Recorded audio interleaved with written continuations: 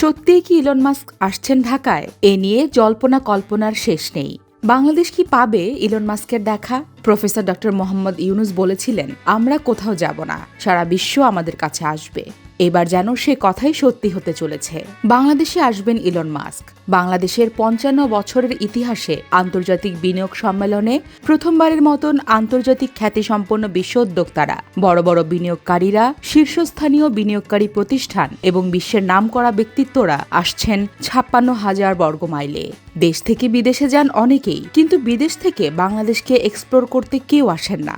যারা আসতেন তারাও এতদিন আসতেন আরএমজি ওয়ার্ল্ড থেকে, কিংবা আসতেন বায়ার ভিত্তিক কেনাকাটায়। কিন্তু বিডা এবারে যে আয়োজনটি করতে যাচ্ছে সেটা বোধহয় বাংলাদেশকে নতুন একটি ম্যাটার শেখাবে।